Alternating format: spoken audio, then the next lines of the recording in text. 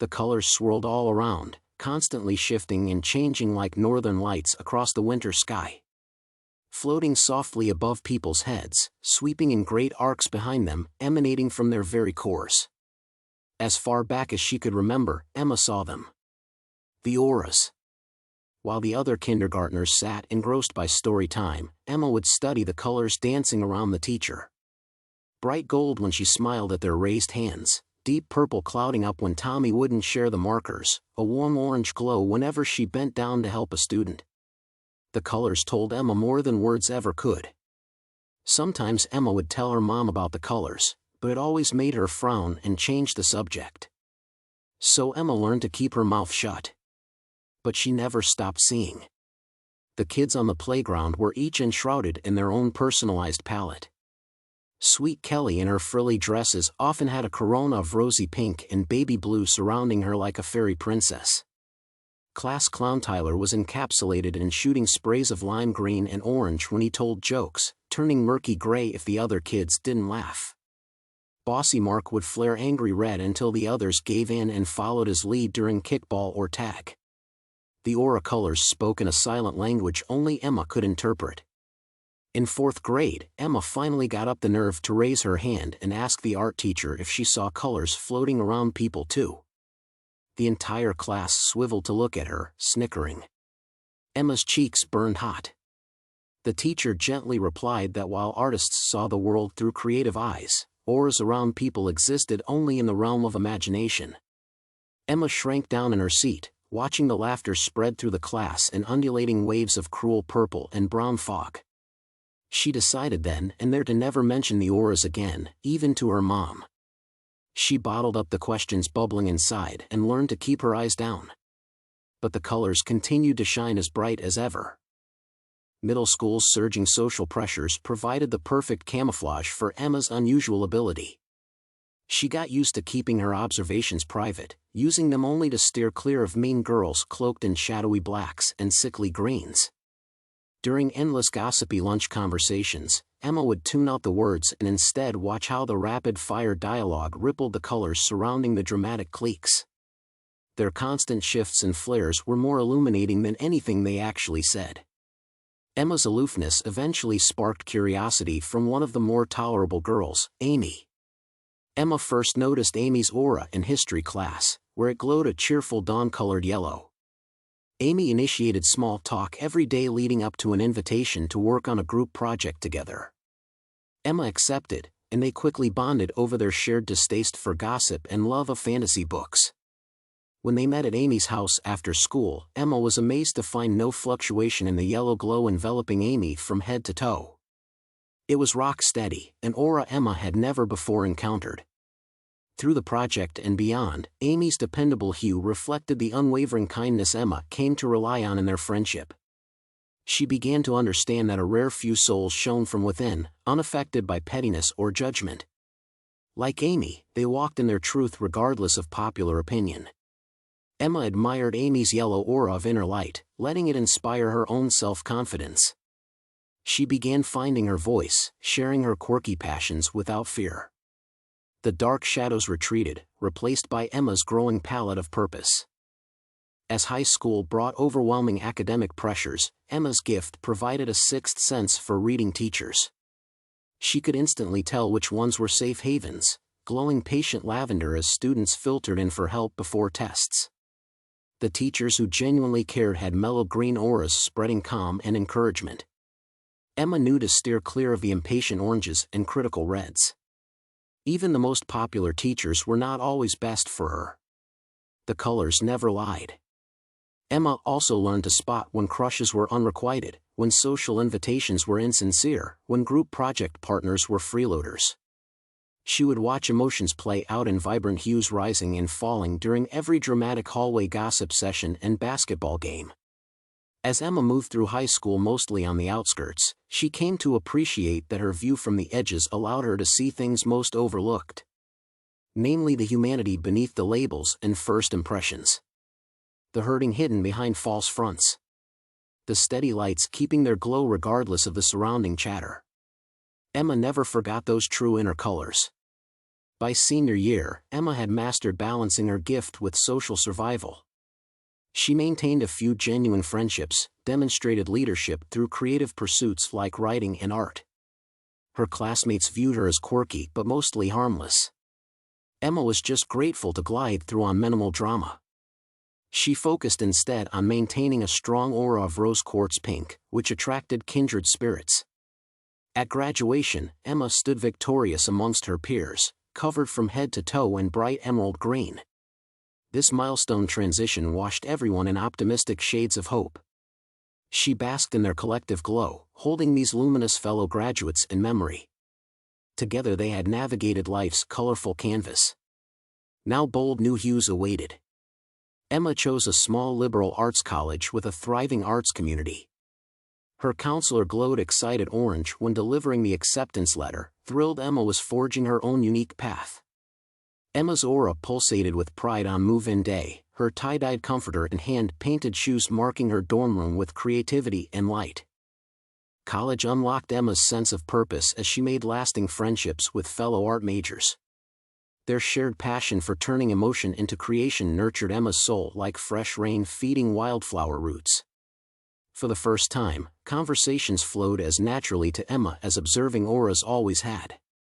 The colors were her silent support system, giving clues when she felt socially lost or afraid. With their guidance, Emma bloomed. Weekends home gave Emma deep appreciation for the wisdom beneath her mother's calm sage green aura. Now able to articulate her thoughts, Emma engaged her mom in intimate discussions she'd been unable to as a child. The green sanctuary of home nourished Emma's vulnerable artist's heart. One family dinner, Emma decided to broach an idea she'd been considering. "So I registered for this meditation retreat over spring break," she began, nerves making her voice waver. "It's only a few hours away." Her father arched an eyebrow, his skepticism popping in oily puce splotches. "A meditation retreat? That's awfully new age. Why? What would you even do there?" Emma's mom gave her an encouraging azure nod. "I think it sounds meaningful. Meditation can be very grounding." She shot Emma's dad a look when he opened his mouth to argue. "Why this interest, sweetheart?"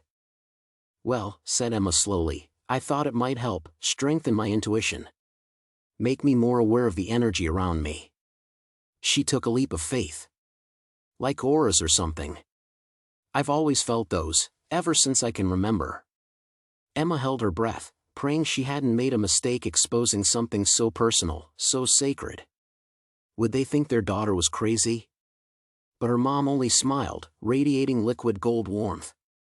"I had a feeling that's what you meant sometimes when you'd talk about colors as a little girl," she said gently.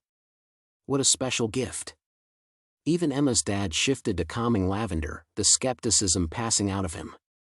"I'm sorry I didn't understand back then, Emma," he said gruffly. "I hope you know you can share anything with us." The unconditional love surrounding Emma filled her eyes with relieved tears.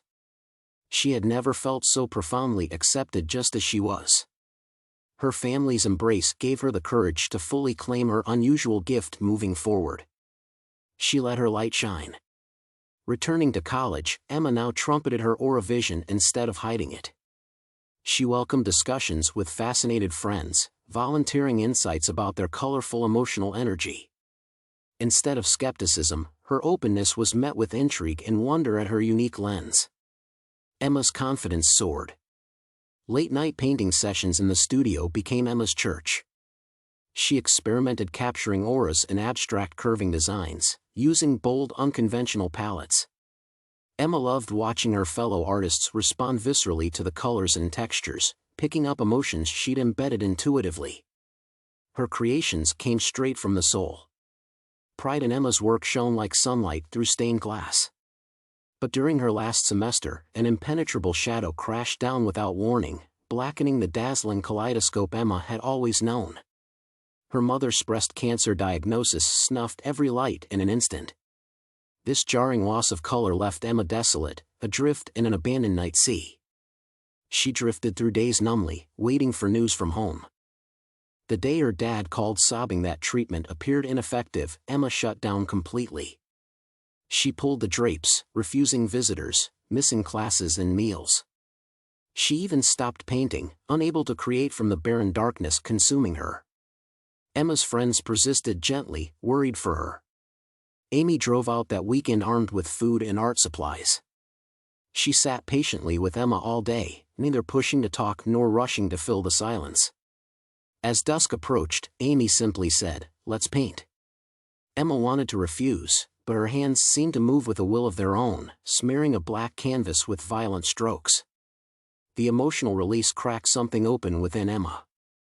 Haltingly, painfully, words and tears began to flow as she gave voice to her heartache. Amy stayed steady as a lighthouse, holding space for Emma's storm. As Emma spoke her grief, glimmers of color slowly returned to her mind's eye. Faint, but visible once again. Hope flickering through despair. When Emma returned home that summer, she found her mother's health rapidly declining.